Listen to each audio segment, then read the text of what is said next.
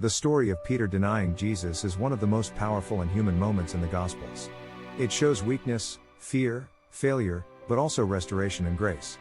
Jesus predicts Peter's denial before it happened. Jesus told Peter it would. In Luke 22:31-32, Jesus said, "Simon, Simon, behold, Satan hath desired to have you, that he may sift you as wheat, but I have prayed for thee, that thy faith fail not."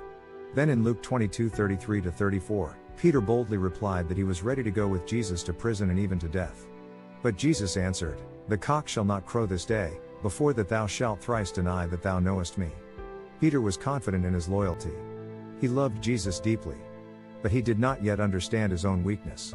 The denial after Jesus was arrested in Gethsemane, Peter followed at a distance, Luke 22:54. That distance is important. Fear had already begun to take hold. As Jesus was being tried, Peter sat by a fire in the courtyard. A servant girl looked closely at him and said, "This man was also with him," Luke 22:56. Peter replied, "Woman, I know him not," Luke 22:57. Later, someone else said, "Thou art also of them." Peter answered, "Man, I am not," Luke 22:58. About an hour later, another confidently insisted Peter had been with Jesus. Peter responded strongly, "Man, I know not what thou sayest," Luke 22:60. Immediately, while he was still speaking, the rooster crowed. The moment that broke him. Luke records something deeply emotional in Luke 22:61, "And the Lord turned, and looked upon Peter." Jesus didn't shout. He didn't condemn. He looked at him. And Peter remembered the words of the Lord. Verse 62 says, "And Peter went out, and wept bitterly." That was not the weeping of someone who didn't care. It was the cry of a broken heart. Peter loved Jesus, but fear overcame him in that moment. The restoration. The story does not end in failure. After the resurrection, Jesus specifically restored Peter. In John 21:15-17, Jesus asked him 3 times, "Lovest thou me?" mirroring the 3 denials. Each time Peter answered yes, and Jesus responded, "Feed my sheep." The same Peter who denied Jesus later stood boldly and preached on the day of Pentecost, Acts 2:14-41. The fearful disciple became a fearless leader.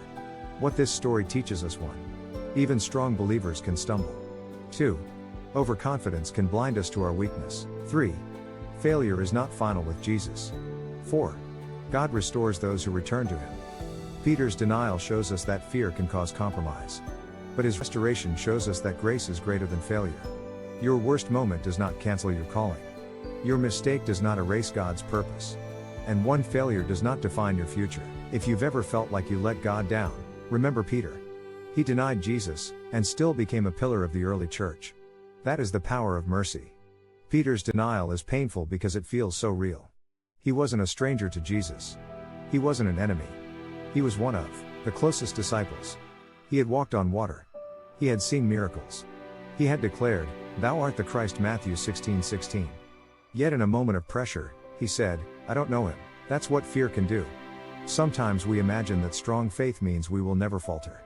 But Peter teaches us that even sincere believers can stumble under pressure. Fear of rejection. Fear of danger. Fear of being associated with the wrong crowd.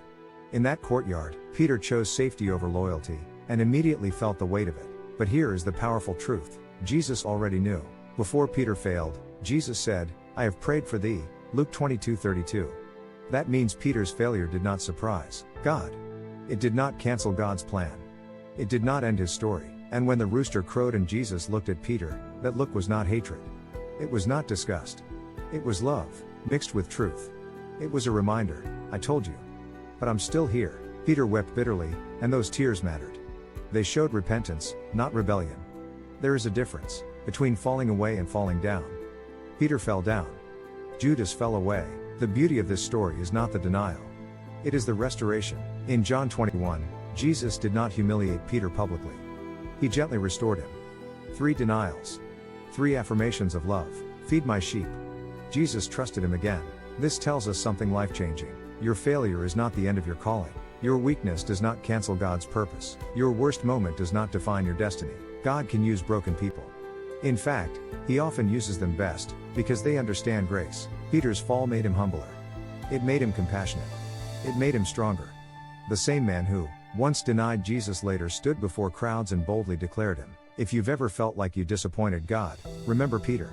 The same Jesus who looked at him in the courtyard. later empowered him at Pentecost. Grace rewrites stories. And if God restored Peter, He can restore you too. If you were blessed by this message, join the family and subscribe to stay in